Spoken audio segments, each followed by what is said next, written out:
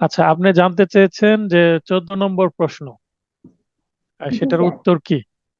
আচ্ছা, প্রশ্নটা কি আপনার জানা আছে? তো জি আমি স্যার। আপনাকে বুঝিয়ে দিচ্ছি।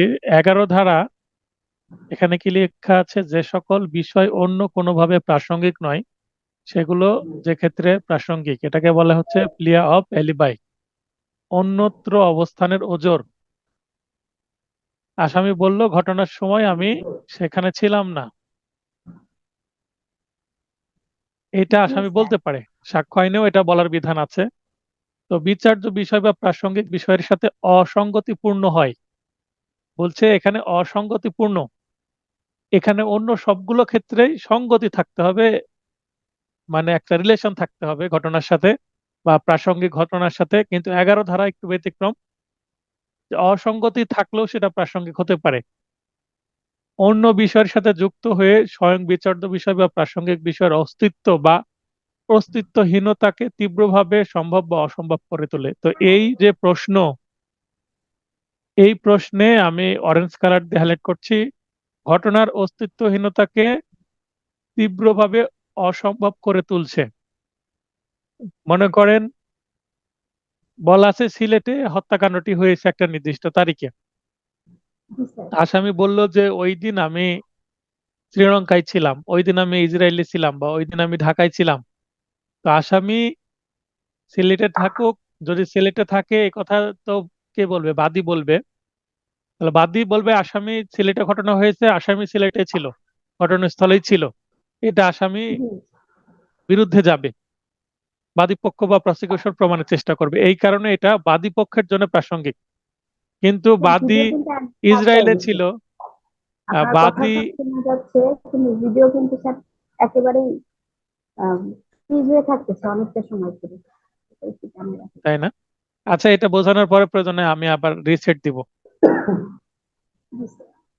তো যেটা বলছিলাম যে আসামি শ্রীলঙ্কায় ছিল, ওই সময় আসামি বিদেশে ছিল বা অন্য ইসরায়েলে কোনো ছিল। স্থানে ছিল, এইটা আসামি তো বলতে পারবে, বলতে পারবে কিনা? হ্যাঁ, অবশ্যই বলতে পারবে, যেহেতু প্রমাণের ব্যাপারটা আসামি এই অনেক কথা পরে, বলতে পারবে, কিন্তু আগে বলতে পারবে। হ্যাঁ, তো এটা আসামি বলতে পারবে, এটা অন্যত্র আমি ছিলাম, এই অজুহাতটা দিতে পারবে, যদিও এটা সাক্ষ্য আইন অনুসারে আসামিকে প্রমাণ করতে হবে। তো জি। 11 ধারাও কিন্তু ব্যতিক্রম, শুধুমাত্র এটা স্থানের ক্ষেত্রে প্রযোজ্য। মূলত এটা স্থানের ক্ষেত্রে প্রযোজ্য, কারণ যে দাবিটা করছে বাদী পক্ষ, আসামি পক্ষ বলছে যে এটা অসম্ভব, কারণ ওখানে আমি ছিলামই না। এবার বুঝতে পারলেন কেন কেন সবগুলোই প্রাসঙ্গিক? জি স্যার। এই সবগুলোই কারণে প্রাসঙ্গিক। সবগুলোই প্রাসঙ্গিক। এই এই প্রশ্নটাতে সবাই দিবে সিলেটে ছিল, এটাই প্রাসঙ্গিক। কিন্তু অন্যত্র জি যে স্যার। ছিল, এটা আসামি তো দাবি তুলতে পারে। এই কারণে সবগুলোই প্রাসঙ্গিক। প্রাসঙ্গিক বলে এই কথা আদালতে বলা যাবে, আর যেটা আদালতে বলা যাবে সেটা হয় বিচার্য বিষয়, না হয় প্রাসঙ্গিক বিষয়। 11 ধারাটা কিন্তু একটু ব্যতিক্রম। তো এই এই ইতিপূর্বে এভাবে প্রশ্ন কখনো আসেনি। তো আপনাদের এইভাবেও ট্রাই করে দেখলাম যে কেউ এটার উত্তর করতে পারে কিনা। তো কেউ এটার উত্তর করতে পারেনি, সবারই ভুল হয়েছে। ভুল হবে বলেই প্রশ্নটা করা, আর ভুলের মাধ্যমে কিন্তু শেখা যায়। থ্যাংক ইউ তো স্যার। তো আজকে 74 আমরা পড়ছি, আদালতে কি কি জমা দেওয়া যাবে, এক কথায়, বা সাক্ষ্য কি রূপে দেওয়া যাবে। মৌখিক সাক্ষ্য দিব না দলিলের মাধ্যমে দিব? দলিল যদি হয় সেটা দালিলিক সাক্ষ্য দিব, না এই মৌখিক সাক্ষ্য দিব? এটা তো প্রথম প্রশ্ন। দ্বিতীয় প্রশ্ন, যদি দলিল দিই, দলিলকে মূল দলিলটা দিতে হবে, না সেটার ফটোকপি অর্থাৎ মাধ্যমিক সাক্ষ্য দিলেও হবে? তো এবার মাধ্যমিক সাক্ষ্য বলি আর মূল দলিল বলি, এর আবার একটা স্পেশাল ক্যাটাগরি আছে, সরকারি বা পাবলিক ডকুমেন্ট আর বেসরকারি বা প্রাইভেট ডকুমেন্ট। সরকারি ডকুমেন্ট এবং বেসরকারি বা পাবলিক ডকুমেন্ট, এই দুই প্রকারের আমরা একটা ক্যাটাগরি দেখতে পাই 74 এবং 75 ধারায়। 74 ধারা বক্তব্য হচ্ছে, যে সকল দলিল সার্বভৌম কর্তৃপক্ষের, সার্বভৌম কর্তৃপক্ষ বলতে কোনো রাষ্ট্র বা দেশকে বোঝায়, কারণ একটা রাষ্ট্রেরই সোভারেন পাওয়ার থাকে। সোভারেন পাওয়ার বলতে সার্বভৌম ক্ষমতা। রাষ্ট্রের 4টা মূল উপাদান থাকে, 4টা মূল উপাদানের মধ্যে একটা উপাদান হচ্ছে সার্বভৌম ক্ষমতা।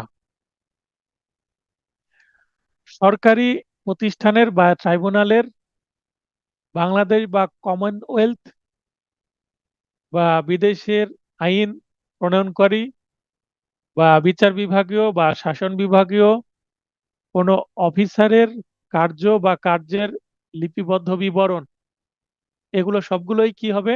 সরকারি দলিল হবে। এছাড়াও বাংলাদেশের সর্বসাধারণের জন্য রক্ষিত ব্যক্তিগত দলিলের রেকর্ড, ব্যক্তিগত দলিলের সেই রেকর্ডগুলোই রাখা হয়, যেগুলো রেজিস্ট্রেশন আইন অনুসারে সাব রেজিস্ট্রি অফিসের মাধ্যমে রেজিস্ট্রেশন করা হয় নির্ধারিত রেজিস্ট্রেশন ফি প্রদান করে। তো রেজিস্ট্রেশন ফি প্রদান করা হয় বলেই সেগুলোর একটা কপি রেজিস্ট্রেশন করা হয়। রেজিস্ট্রেশন করে মূল কপিটা কিছুদিন রাখা হয় এবং সেটা রেকর্ড রুমের বালাম যে আছে, বড় ভলিউম বই থাকে, সেগুলোকে বালাম বই বলে। তো সেই বালাম বই যখন তুলে নেওয়া হয়, তুলে নেওয়ার পর মূল দলিলটা দেওয়া হয়, আর ততদিনে সার্টিফাইড কপি নেওয়া যায়। আর মূল দলিলটা থাকুক বা হারিয়ে যাক, যে কোনো পক্ষ আবেদন করে সে মূল দলিলের বা ব্যক্তিগত দলিলের রেকর্ড নিতে পারবে। তো ব্যক্তিগত দলিলের যে রেকর্ডটা, সেইটা কিন্তু সার্টিফাইড কপি আকারে নেওয়া হয়। যে কোনো সিভিল মামলা করতে গেলে সার্টিফাইড কপি লাগে, মূল দলিল দিয়েও মামলা করা যায়। তো যদি মূল দলিলটা হয় তবুও আহ, সেটা যদি রেজিস্ট্রেশন করা হয়, সেটা কিন্তু বেসরকারি দলিল, কিন্তু সে মূল দলিলের যে রেকর্ড জমা রাখা হলো সাব রেজিস্ট্রি অফিসে, সেইটা কিন্তু আবার সরকারি দলিল হয়ে যাবে। আর 75 ধারায় বলছে অন্যান্য দলিল সমূহ, অর্থাৎ সরকারি দলিল বাদে যে দলিলগুলো থাকবে সেগুলো সবই কি বেসরকারি দলিল। তাহলে সরকারি দলিল কি, এগুলো আমরা কিছু এমসিকিউ আছে নিচের দিকে, এমসিকিউ গুলো দেখলে আমরা কিছু উদাহরণ পাই। আর বেসরকারি দলিল হচ্ছে নিচে কিছু এমসিকিউ দেখলে উদাহরণগুলো আমরা পেয়ে যাব। তো এই হচ্ছে সরকারি দলিল এবং বেসরকারি দলিল, দুইটা বেসিক পার্থক্য, এখান থেকে প্রশ্ন বারবার আসে। 76, সরকারি দলিলের জাবেদা নকল, certified copy, certified copies of public document. দলিলের জিম্মাদার কর্তৃক বলতে যার কাছে দলিলটা আসলে জমা থাকে, যেমন সাব রেজিস্ট্রি অফিসে রেকর্ড থাকে বা রেকর্ড রুমে থাকে, সঠিক অনুলিপি অর্থাৎ ট্রু কপি হিসাবে ঘোষণা করে যে দলিলটা দেওয়া হয় সেটা, এবং অফিসারের স্বাক্ষর সহ, তারিখ সহ স্বাক্ষর ও উপাধি সংযোজন ও সিলমোহর থাকবে। তাহলে যে অফিসার দিবে তার কি থাকবে? স্বাক্ষর থাকবে, উপাধি থাকবে এবং সিলমোহর থাকবে। যে কোনো সার্টিফাইড কপি, সাধারণত দলিলের সার্টিফাইড কপি বা আমরা যে মামলার সার্টিফাইড কপি নিই, ওপরে দেখবেন 5টা তারিখ থাকে। একটা মামলার সার্টিফাইড কপি হলে ন্যূনতম মানে 5টা তারিখ থাকবে ওপরে, মাথায় 5টা তারিখ না থাকলে সেটা কিন্তু সার্টিফাইড কপি হবে না। 77, জাবেদা নকল পেশ করে দলিল প্রমাণ করা যেতে পারে। 77-এ জাবেদা নকলের একটা গুরুত্ব বলছে যে জাবেদা নকল পেশ করলে দলিল প্রমাণ করা যাবে, যে জাবেদা নকল দিয়েছে মানে মূল দলিলের বিকল্প হিসাবে এটা দেওয়া যাবে, কোনো বিষয় না। 78, অন্যান্য সরকারি দলিল প্রমাণ, সরকারি গেজেট বা মুদ্রিত পুস্তক বা জার্নাল ইত্যাদি দাখিলের মাধ্যমে।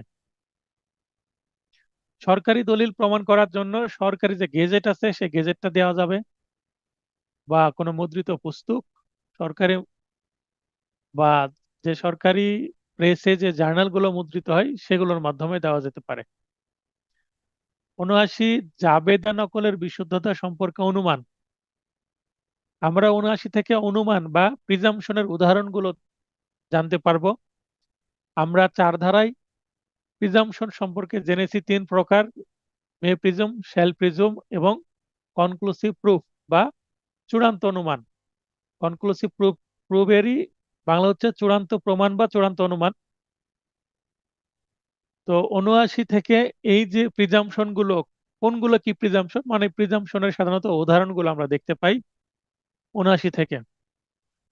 জাবেদা নকলের বিশুদ্ধতা, এটা শ্যাল প্রিজুম করবেন নির্দেশিত পদ্ধতিতে প্রণীত হলে, অর্থাৎ সঠিক পদ্ধতিতে যদি সার্টিফাইড কপি নেওয়া হয় তাহলে সেটা যথার্থ বলে আদালত অবশ্যই অনুমান করবেন।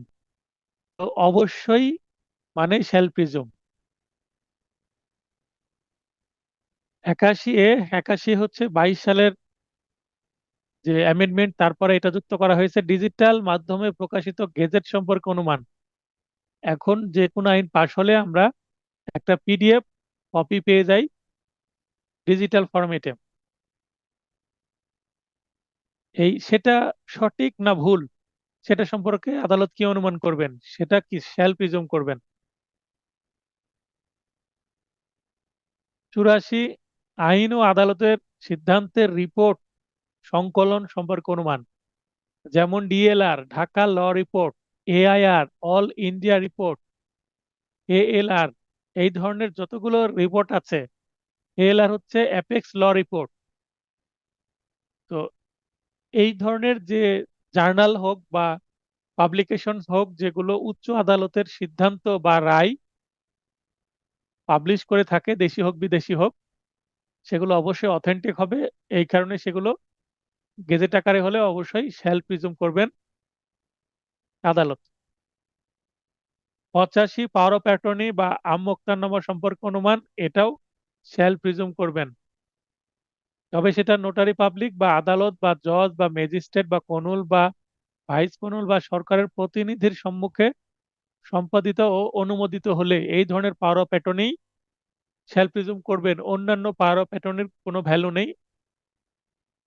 পাওয়ার অফ অ্যাটর্নি ন্যূনতম নোটারি পাবলিক করে নিতে হবে, অথবা আদালতে জজ বা ম্যাজিস্ট্রেটের কাছে কি করে নিতে হবে, অ্যাটাস্টেড করে নিতে হবে। এফিডেভিটের এফিডেভিট স্টাইলে অ্যাটাস্টেড করে নিতে হবে, না হলে সেই পাওয়ার অফ অ্যাটর্নি কোনো মূল্য থাকবে না।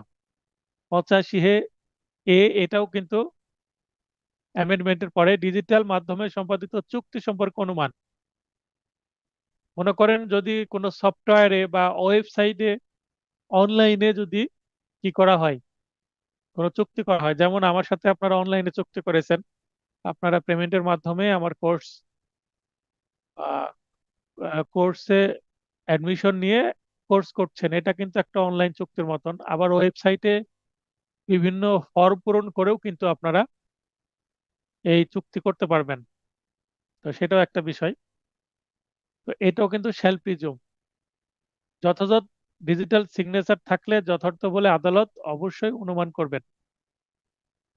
তাহলে ডিজিটাল মাধ্যমে সম্পাদিত চুক্তি সম্পর্কে অনুমানের পূর্ব শর্ত হচ্ছে যথাযথ ডিজিটাল সিগনেচার থাকতে হবে, না হলে কিন্তু আবার করবেন না। তাহলে আপনাকে এই ধরনের প্রশ্নে মনে রাখতে হবে চারটা জিনিস। 1 নম্বর হচ্ছে ধারা কত, 2 নম্বর হচ্ছে বিষয়টা কি ডিজিটাল মাধ্যমে সম্পাদিত চুক্তি, 3 নম্বর হচ্ছে ডিজিটাল সিগনেচার থাকবে কিনা শর্ত, এবং এটা কি করবে শ্যাল মে, এটা শ্যাল প্রিজুম করবে। এই চারটা, প্রতিটা সেকশন থেকে চারটা বিষয় আপনাদের মনে রাখতে হবে।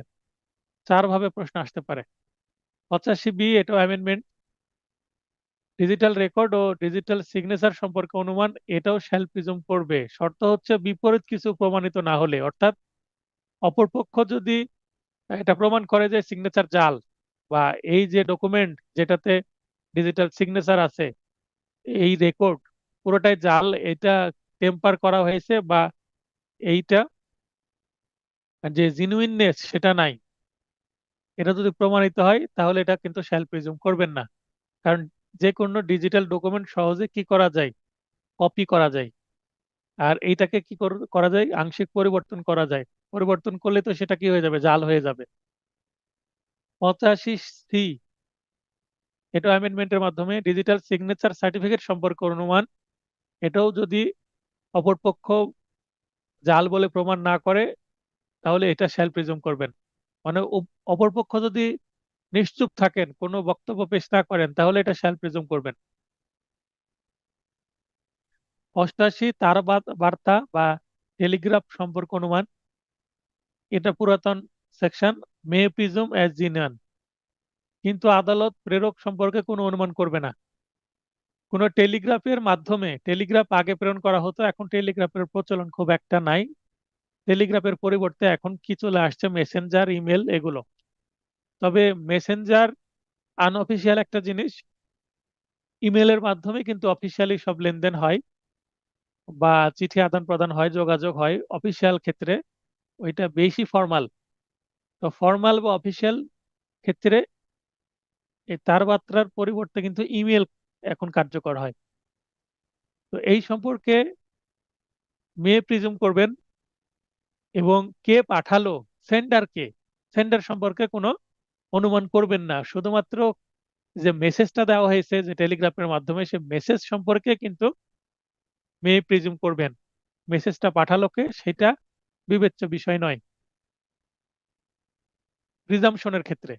88 এটাও নতুন, ডিজিটাল যোগাযোগ সম্পর্কে অনুমান। তাহলে আগেরটা ছিল টেলিগ্রাফের মাধ্যমে। বলে রাখা ভালো, টেলিগ্রাফ যদিও একটা ইলেকট্রনিক মাধ্যম, কিন্তু সেটা অ্যানালগ, ডিজিটাল না।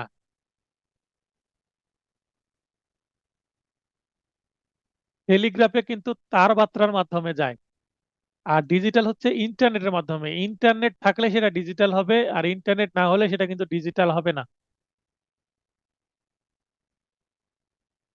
ডিজিটাল ক্ষেত্রেও মে প্রিজম, কিন্তু আদালত প্রেরক সম্পর্কে অনুমান করবে না। 88 এবং 88 সেম, মানে 88 থেকে ইন্সপায়ার্ড হয়ে কিন্তু 88 তৈরি করা হয়েছে, জাস্ট আগেরটা অ্যানালগ পরেরটা ডিজিটাল। 89 নোটিশ প্রদান সত্ত্বেও পেশ করা হয়নি এমন দলিলের যথাযথ সম্পাদন সম্পর্কে অনুমান। আইন মোতাবেক সহি মোহরকৃত স্ট্যাম্পযুক্ত করে সম্পাদনকৃত মর্মে আদালত অবশ্যই অনুমান বা শ্যাল প্রিজুম করবেন। আদালত 66 ধারা অনুসারে নোটিশ প্রদান করলো এক পক্ষকে যে এই যে দলিল, সে দলিলটা আপনি আদালতে পেশ করেন বা দাখিল করেন। সংশ্লিষ্ট পক্ষ আদালতের সমন পাওয়ার পরেও আদালতের নির্দেশ অমান্য করেই সেটা পেশ করলো না, তাহলে এই যে দলিল, এই দলিল যে সঠিকভাবে সম্পাদন হয়েছে এটা আদালত কি করবে? শ্যাল প্রিজুম করবে।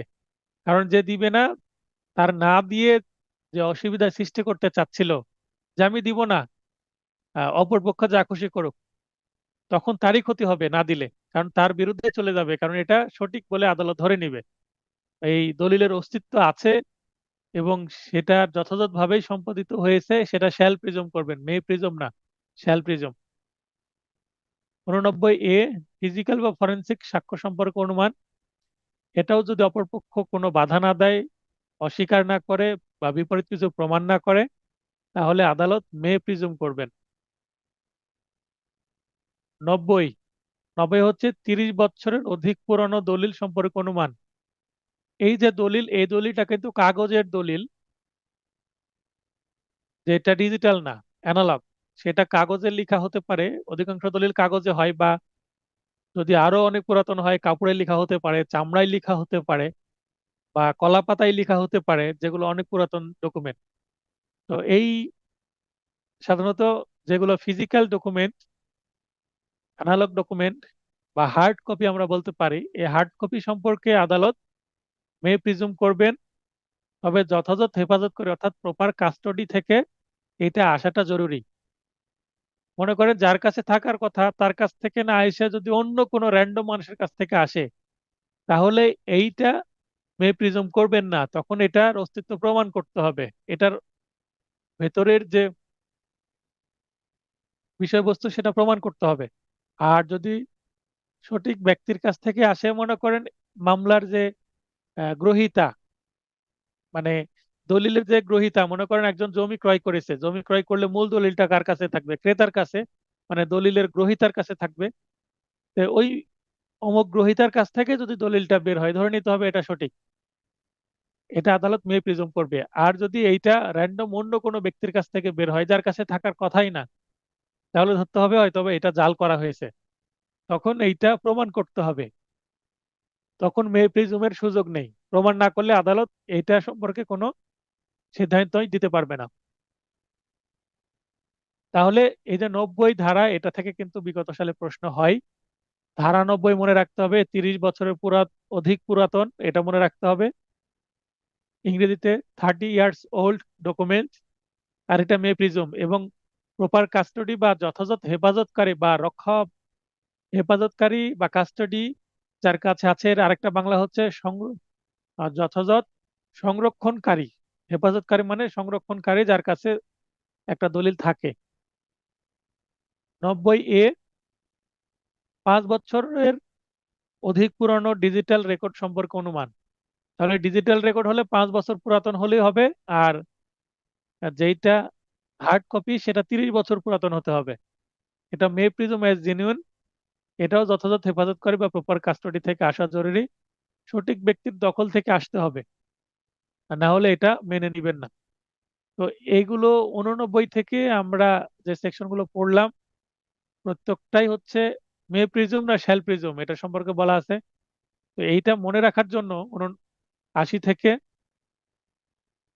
90 এ ধারার অনুমান মনে রাখার কৌশল আমি দিয়ে দিয়েছি আপনাদের। এখানে ইংরেজিতে দিয়ে দিয়েছি, ওপরে বাংলা ইংলিশ উভয় আছে, আর এটাতে ফুল ইংলিশ আছে, মনে রাখতে সুবিধা হবে। তাহলে দেখেন এখানে প্রথমে শ্যাল শ্যাল আর 81টা অমিট অমিট করা হয়েছে, মানে 81টা বাদ করা হয়েছে, তাই এটা ডট দেওয়া হয়েছে, লাগবে না। তারপরে টানা শ্যাল প্রিজম শ্যাল প্রিজম, সহজে মনে রাখতে পারবেন, shall prism shall prism shall prism shall prism shall prism. এখানে এসে দেখেন 86 থেকে মে প্রিজম মে প্রিজম মে প্রিজম মে মে প্রিজম। এখানে এসে আবার আরেকটা শ্যাল প্রিজম 79, এবং বাদ বাকি লাস্টে তিনটা মে প্রিজম মে প্রিজম মে মে প্রিজম।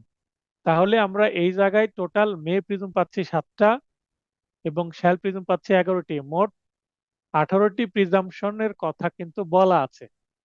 প্রিজাম্পশনের সংজ্ঞা কিন্তু আমরা পাচ্ছি 4 ধারায়, কিন্তু প্রিজাম্পশনের সংজ্ঞা প্লাস প্রিজাম্পশনের প্রকারভেদ বলি না কেন সেটা, কিন্তু কোন জিনিসটা কি হিসাবে প্রিজাম্প করবে সেই মূল উদাহরণগুলোই কিন্তু আমরা পাচ্ছি এখানে, মোট 18টি। তো এই ছিল আজকের আলোচনা। আজকের আলোচনা সংক্ষিপ্ত রেখেছি কারণ পরীক্ষার পরের দিন, আর আগামীকাল আবার সপ্তাহের প্রথম কোর্ট, একটু চাপ থাকে। আর সাক্ষ্য আইন একটু ধীরে ধীরে পড়াই ভালো। আর আরো একটা বিষয় যে সারাদিন খাতা দেখার পরে ক্লান্তি কাজ করছিল, এই কারণে প্ল্যান করেই আজকের ক্লাসটা সংক্ষিপ্ত রাখা হয়েছে। তো আজকের ক্লাস সম্পর্কে যদি কারো প্রশ্ন থাকে তাহলে লাইনে আসবেন, আমি ক্লাসটি বুঝিয়ে দেওয়ার চেষ্টা করব।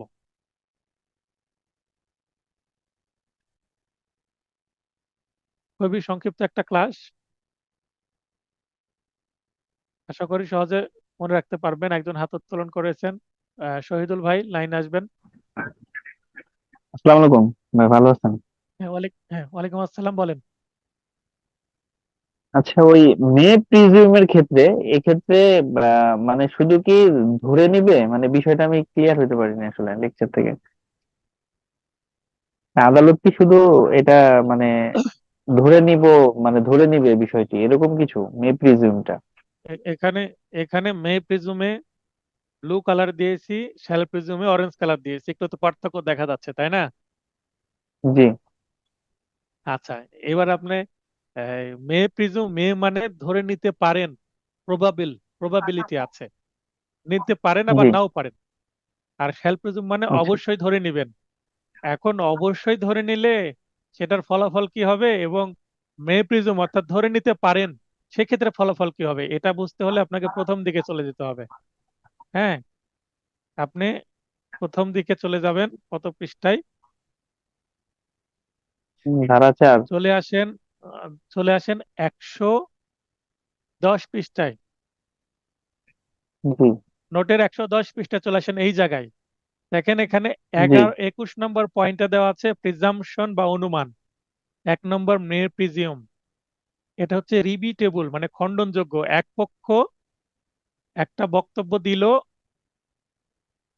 হ্যাঁ, এক পক্ষ একটা জি। বক্তব্য দিল বা একটা দলিল দিল, এই যে জি। 18টি বিষয়ের যে কোনো একটা উপস্থাপন করলো, হ্যাঁ, তার জি। মধ্যে 7টি বিষয় আদালত কি করতে পারবেন, মে প্রিজম করতে পারলে পারবেন। মনে করেন আপনি আদালতে একটা জিনিস দিলেন, সেটা আদালত মে প্রিজম করলো, ওকে, 30 বছরের পুরাতন একটা জি। কিছু আদালতে দিলেন, আদালত মে প্রিজম করলো। এখন এইটা রিবিউটেবল বা খণ্ডনযোগ্য, এর অর্থ কি, অপর পক্ষ এটা সম্পর্কে সাক্ষ্য দিতে পারবে, সাক্ষ্য দিয়ে কি করবে, এটা খণ্ডন করতে পারবে, তার মানে এইটা মিথ্যা, এটা প্রমাণ করার সুযোগ আছে। বুঝতে জি। পারলেন কথাটা? জি। জি। আচ্ছা, আচ্ছা, এখানে শ্যাল প্রিজমের ক্ষেত্রেও একই বক্তব্য, এটাও খণ্ডনযোগ্য। আদালত ধরে নিল যে হ্যাঁ এটা অবশ্যই জেনুইন বা খাঁটি, কিন্তু অপরপক্ষ এটা কি করতে পারবে, খণ্ডন করতে পারবে। তো দুইটা যদি খণ্ডনযোগ্য হয় তাহলে মে প্রিজম এবং শ্যাল প্রিজমের মধ্যে আসলে সূক্ষ্ম পার্থক্যটা কোথায়? মে প্রিজম আদালত দিলে নিতেও পারে, না নিতেও পারে, আর শ্যাল প্রিজম আদালত অবশ্যই নিবে। অপরপক্ষ যদি এটা ভুল মানে এটা মিথ্যা বলে বা জাল বলে প্রমাণ না করে, তাহলে এটা অবশ্যই আদালত শ্যাল প্রিজম করবে, মানে এটা মেনে নিবে এবং সেটার প্রমাণ করা হুম। দরকার হবে না। বুঝতে পেরেছেন? জি। হ্যাঁ, জি। তার মানে ক্লিয়ার। যেই পক্ষ দলিলটা উপস্থাপন করবে সেই পক্ষ বেনিফিট এখানে মে প্রিজম করলে আদালত নিতেও পারে, না নিতেও পারে। যখন মে প্রিজম করবে বা যেখানে মে প্রিজমের কথা বলা আছে, আদালত যদি নিয়ে নেয় তো ফাইন। যদি আদালত মে প্রিজম করে বা হুম। শ্যাল প্রিজম করে, দুইটার ইফেক্ট একই। কিন্তু যেটা মে প্রিজম করবে বলা আছে, সেটা আদালত যদি না নেয়, আপনি আদালতকে জোর করতে পারবেন না যে স্যার এটা নেন। তখন যিনি জি। দিচ্ছেন, যেটা মে প্রিজম করার কথা, তখন আদালত বলতে পারে এটা যে সঠিক, এটা আগে খাঁটি, এটা আপনি প্রমাণ করেন। প্রমাণ না করলে আমি এটা মে প্রিজমও করব না, কারণ এটা আমি প্রিজম করতে বাধ্য নই। কারণ মে প্রিজমের বিষয়টা আদালতের কি, ইচ্ছাধীন ক্ষমতা, ইচ্ছাধীন। বিবেচনামূলক জি। ক্ষমতা। আর শ্যাল প্রিজম হচ্ছে আদালত সেটা নিতে বাধ্য, অপরপক্ষ এটা ভুল প্রমাণ করতেই পারে। তাহলে মে প্রিজম হচ্ছে আদালত নিবে কি নিবে না, এটা আদালতের স্বেচ্ছাধীন ক্ষমতা। শ্যাল প্রিজম হচ্ছে আদালত এটা নিতে বাধ্য, বাধ্যতামূলক একটা বিষয়। ক্লিয়ার হলো বিষয়টা? হ্যাঁ, জি। ক্লিয়ার। আরেক আরেকটা থ্যাংক বলি, ইউ। Conclusive proof. জি। কনক্লুসিভ প্রুফ যেটা ইরিবিটেবল, মানে অখণ্ডনযোগ্য, যেটা কনক্লুসিভ প্রুফ, সে যেটা ডকুমেন্ট দিলে আদালত এইটা তো মেনে নিবেই, নিতে বাধ্য, আদালত এটা নিতে বাধ্য, প্লাস অপর পক্ষকে এটা বিষয়ে কোনো কথাই বলতে দিবে না। বুঝতে পেরেছেন? তো আচ্ছা। প্রিজাম্পশন নিয়ে আরো মানে কিছু কথা আছে। Presumption of fact, natural G. Presumption, যেটা রিবিউটেবল ধারা 86, 88 এবং 90 আছে। এগুলো আপনি মিলাই নিবেন, এই সেকশন গুলো। জি। আর যেটা প্রিজাম্পশন অফ ল, আইন সম্পর্কে প্রিজাম্পশন, যেটাকে আর্টিফিশিয়াল প্রিজাম্পশন। ন্যাচারাল প্রিজাম্পশন বলতে ফ্যাক্ট বা ঘটনা, ঘটনা বা প্রকৃতিগত ভাবে যেটা আসছে। আর ল হচ্ছে তো আর্টিফিশিয়াল, আইন কিন্তু মানুষের তৈরি, তাই না? তাই জি। এটাকে বলা হচ্ছে আর্টিফিশিয়াল বা কৃত্রিম। এখানে রিপিটেবল কিছু সেকশন আছে যেগুলো 79 থেকে 85, টানা 89, 105, 107 এবং 111। এবং ইরিপিটেবল অর্থাৎ যেগুলো আদালত কথা বলার কোনো সুযোগ নেই, অর্থাৎ কনক্লুসিভ প্রুফ, 41 এবং 112। 41, 112। তো এইগুলো আপনি মিলিয়ে নিবেন, মিলিয়ে নিয়ে যদি প্রবলেম থাকে আবার কালকে আমাকে মেসেজ করবেন। ঠিক আছে? আমি ক্লিয়ার করার জি, চেষ্টা করবো। অবশ্যই। আশা করি জি। এই জায়গাতে প্রিজাম্পশন সম্পর্কে আপনাদের যে কনফিউশন, এটা ক্লিয়ার হবে। এই কারণে আমি এখানে এভাবে করে দিয়েছি। আর প্রশ্ন আছে আপনার? না, থ্যাংক ইউ ভাই। জি। Thank you. আচ্ছা, এবার রনি আপু লাইনে আসবেন, কথা বলবেন। জি স্যার। বলেন। স্যার, আমার একটা বিষয়ে প্রবলেম হচ্ছে, বাকিদের সাথে এটা একটু পরামর্শ করা দরকার। পরীক্ষা স্যার একই দিনে দুইটা হওয়াটা খুব কষ্টকর। ও, তাহলে আপনার ক্লাস বিষয়ে সমস্যা নেই। না শুক্রবারে স্যার। এমসিকিউ টেস্ট আবার রিটেন টেস্ট, একদিনে 2.5 ঘন্টা পরীক্ষা, টানা কষ্ট হয়ে যাচ্ছে, এই তো। আচ্ছা, তাহলে ওনার মাধ্যমে আমি সবার কাছে প্রস্তাব রাখছি, যেহেতু শুক্রবারে কোনো ক্লাস থাকে না, তাই শুধুমাত্র শুক্রবারে রিটেন পরীক্ষাটা রাখতেই হবে। আপনারা চাইলে রিটেন পরীক্ষা শুক্রবারেই হবে। আপনারা চাইলে এমসিকিউ পরীক্ষাটা বৃহস্পতিবারে নিতে পারেন বা শনিবারে নিতে পারেন, এনি ডে। আপনারা আহ, কে কে শুক্রবারে ছাড়া অন্য দিন পরীক্ষা নিতে চাচ্ছেন মেসেজ করে দিবেন। আমি এই বিষয়ে আহ 2-3 দিনের মধ্যে আমি একটা সিদ্ধান্ত নিব। মানে শুক্রবারে শুধু রিটেন পরীক্ষা থাক, আর অন্য দিন এমসিকিউ পরীক্ষাটা আমরা শিফট করি। এমসিকিউ সাধারণত 20-25 মিনিটের পরীক্ষা হবে, যে কোনো দিন আমরা করতে পারবো। হ্যাঁ, তো আপনারা এইখানে চ্যাট অপশনে না দিয়ে আমাকে হোয়াটসঅ্যাপে মেসেজ করেন। 2-4 জন যদি আপনারা মেসেজ করেন, হয়তোবা তখন আমি প্রস্তাব দিব, আর কেউ আপত্তি না জানালে সেটা মেনে নেব। তো ঠিক আছে, আপনাদের যেহেতু আর প্রশ্ন নেই, আর রনি আপু, ধন্যবাদ আপনাকে। আর আপনাকে কংগ্রাচুলেশন, আপনি এই এমসিকিউ ব্যাচে ফার্স্ট হয়েছেন। তবে নিজের দুর্বলতাগুলো আরো ধরে বোঝার চেষ্টা করতে হবে। ওএমআর শিট পূরণের আপনার একটু দুর্বলতা আছে, সেগুলো ঠিক করতে হবে। আর যেগুলো কনফিউশন সৃষ্টিকারী প্রশ্ন, এই সংখ্যা কনফিউশন সৃষ্টি করা প্রশ্নের সংখ্যা কিন্তু বাড়তে থাকবে আপনাদের উপকার স্বার্থে, কারণ যত কনফিউশন তত শেখা। ঠিক আছে? অবশ্যই স্যার, থ্যাংক ইউ। তো ঠিক আছে, কালকে ক্লাস আছে, কালকে আমার কোর্ট আছে, তাড়াতাড়ি ক্লাস শেষ করলাম, কিছু কোর্টের কাজও আছে। সবার সুস্বাস্থ্য কামনা করে ক্লাসটি শেষ করছি। শুভরাত্রি।